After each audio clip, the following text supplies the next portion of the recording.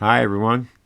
Well, I thought I'd show you what I did to my trailer to set it up for safely etching metals. I don't want to be breathing metal dust. So, an enclosure was an idea, but I thought, shoot, the trailer's small enough. I'll just suck everything out of the trailer, period, and then I'll feel safe if I'm sitting in the other living room or dining room area there, watching TV or listening to music or doing some other activity. But it's two automotive fans that I scavenged off my kind of junk Mitsubishi that I had. It's a Subaru. I get the quality cars mixed up. Anyway, there's my engraving setup. There's the airflow outward. And I'll tell you, yeah, I've got some airflow. There's a little server power supply I had to repair / modify to have enough current to run these things at 12 volts. It's a pretty respectable 12.5 volts at 47 amps. You can get them on eBay for around 20 bucks or so all day long. But I feel safe being even in the same room because the airflow is so good. There's the little logo that my son and I set up to print out for his walking stick. I'm going to engrave that on the handle of his cane as a memento of his time on a cane. He's going to get a new hip soon, so he won't need a cane anymore. I played around with the layers and finally learned how to use that a little bit better. So I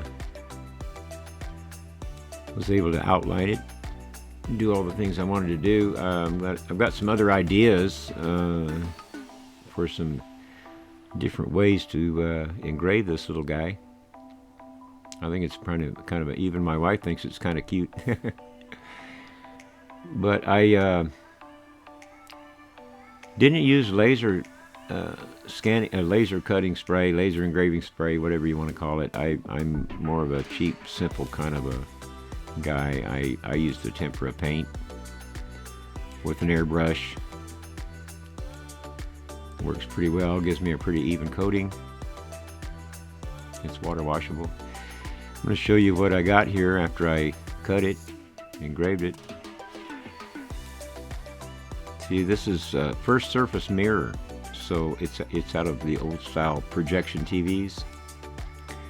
So it's mirrored on both sides. One side you're looking through the glass, and the other side you're looking directly at the mirror coating.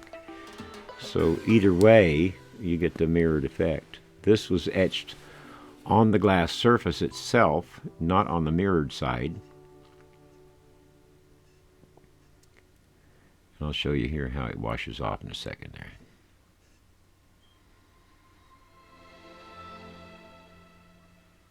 And the paint, it's the tempera paint, even though it's labeled black, is actually a dark green, if you notice.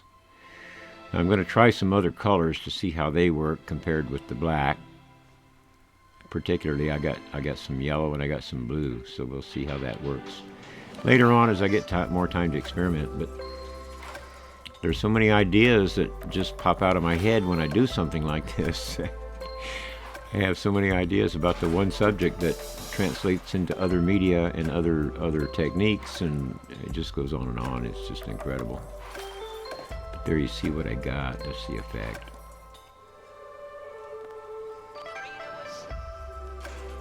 And I could reverse the mirror and the etched part.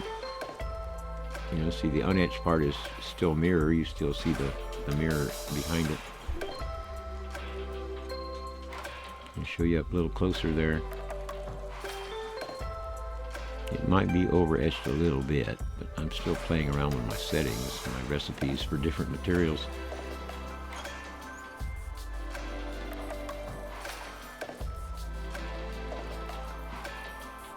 I was trying to see if you could see through the mirror part. I noticed in the sunlight you can see through either side.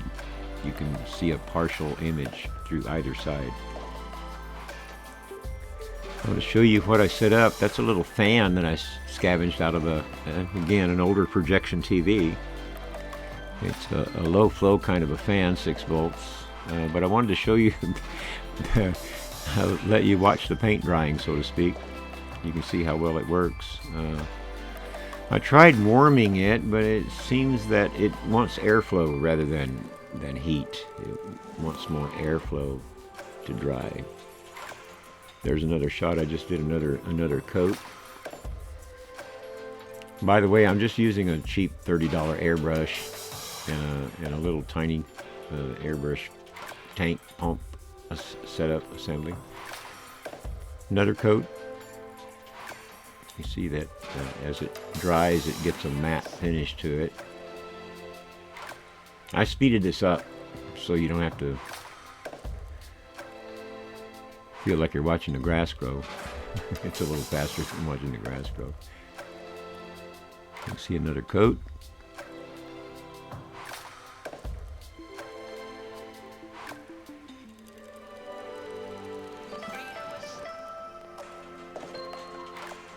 There we're back to the etching again. Now this time I'm doing it on the mirrored side.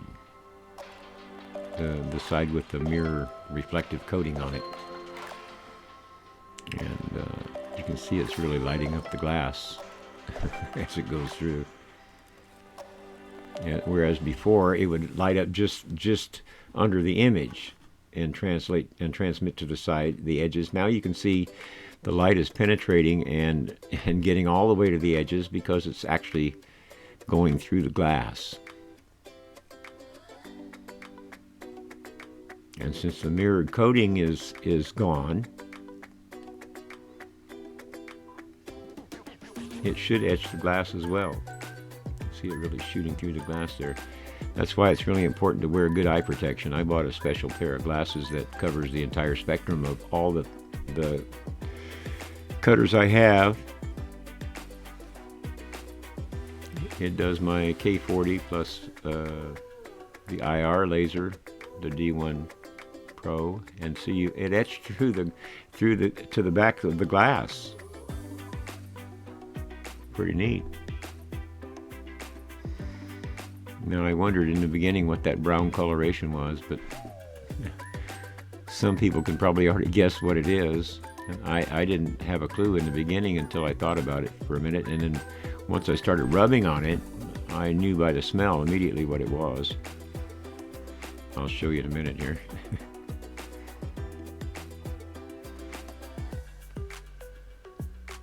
I didn't pause to do the close-up of the washing and everything like I did before because you already saw that. Okay, there it is, washed. And it's a lighter shade. See, it's a little bit lighter shade. It had all that residue on it. Whoops, still got some on there.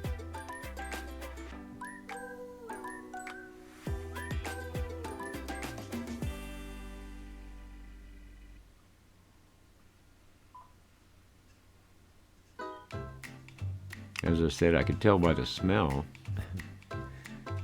that it was not glass that I was smelling.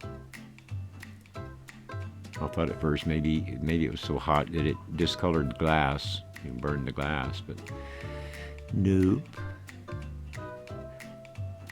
It's a pleasant kind of an effect. But that's why they call the backing your work surfaces wasteboard.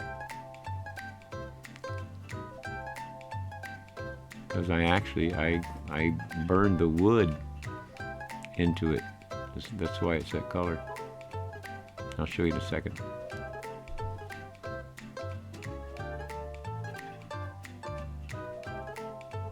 There it is, permanently marked. Well, there you have it. Thanks for watching. See you on the next go around, guys. Have fun.